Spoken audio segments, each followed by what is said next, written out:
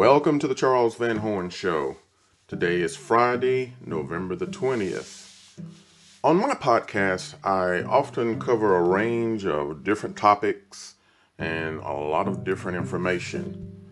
And today will be no different. I have covered the surreal to the obscene, and today I want to start by saying, what the hell? That's right.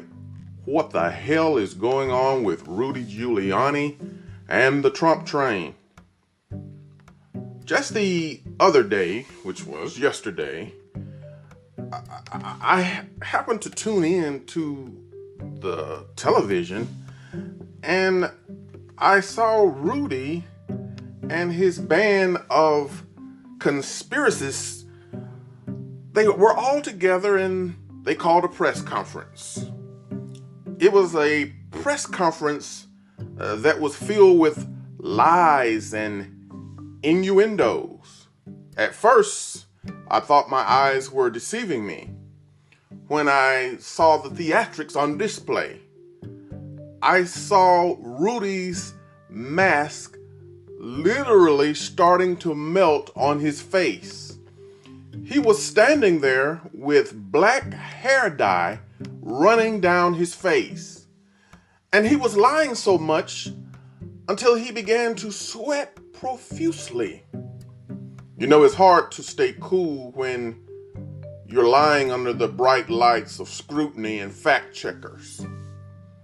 Now, keep in mind, everyone, it has been almost 17 days since our election, and it's been almost 13 days since President-elect Joe Biden was declared the winner. And yet the current office holder has refused to concede or to even congratulate the president-elect. Now, you have to be a very small person, a very intimidated person, a little man, to actually scurry away from the public stage and to not even call your opponent and at least tell them that you're happy for the win.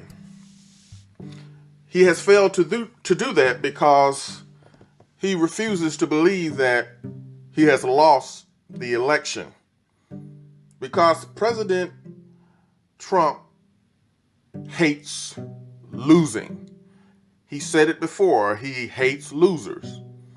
And now he has to put himself in the very column in which he has put so many others. He is a loser. He lost the election. And if he had actually left, a great taste in everyone's mouth, he could actually be seen in leaving, as a, pretty popular president if he did it the right way. But in fact, he is leaving office just as he governed office. He's burning down the house right before he leaves. We are living in a bizarre world right now because like I said, President Trump and his administration, they are trying desperately to stay in power by saying that the results of the election was rigged. But what is more troubling is the silence of the Republicans, who have always made people believe that they were loyal to the Constitution, to the country, and to the flag. Let me tell you something, that was all performance. Because these people actually favor power more than they favor the people. They want power. They want all of the prestige and all of the fame and all of the money that comes with them remaining in power. But keep in mind, over 80 million people voted for Joe Biden and Kamala Harris. And I'm hoping that on January the 20th, we can move on to a better future for ourselves and for our posterity. Now, there was good news this week from the drug makers whose scientists have found a vaccine for COVID-19. That's good news. And like many, I am happy and I'm somewhat yet sad because it will take months before it is widely available for the everyday American. And during that time, many people will die because the current administration played politics and did not set up the necessary means to distribute the vaccine throughout the country. Now, I must give the current administration credit for Project Warp Speed, which allowed the manufacturers of these drugs to produce this vaccine in record time. Unlike in time past, it would have taken years to cut through the red tape of the FDA and the slow turning wheels of the bureaucracy. Many of the lives that have been lost and will be lost could have been avoided if we had better teams in place to manage the pandemic. If you think about it, the current administration has a pandemic task force. They meet sometime, and sometime they don't meet. Sometimes they speak from the same page, and at other times they don't.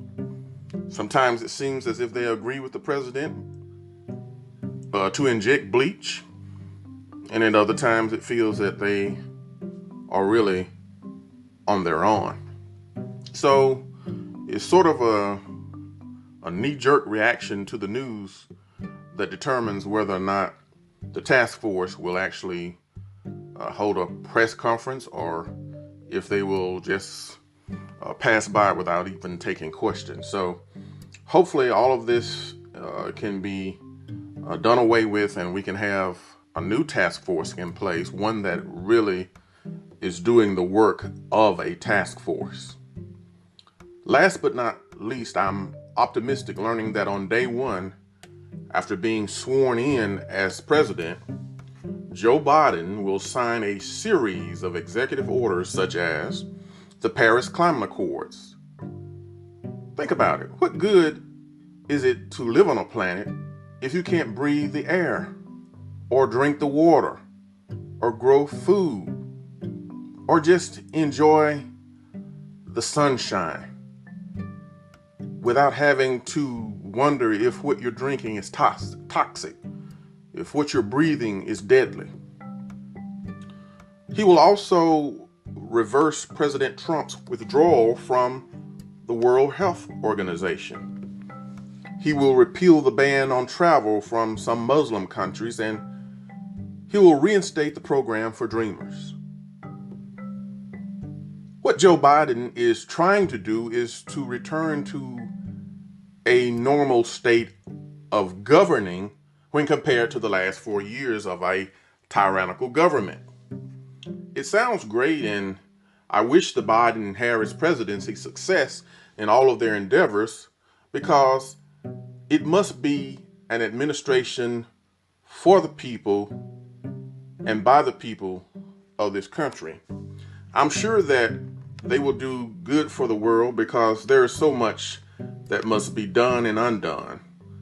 We have work to do on police reform and race relations. There's so much work to do with the social unrest that's raging throughout the country. I'm optimistic and hopeful that as we move forward, that racists will once again be ashamed of their actions and scurry away into the shadows. I am hopeful that the system of laws which oppress minorities in this country will start to be unraveled and rewritten, and that we can truly be a country of the people and by the people. We have so much work to do, and we all must roll up our sleeves and do what we can to make our future brighter.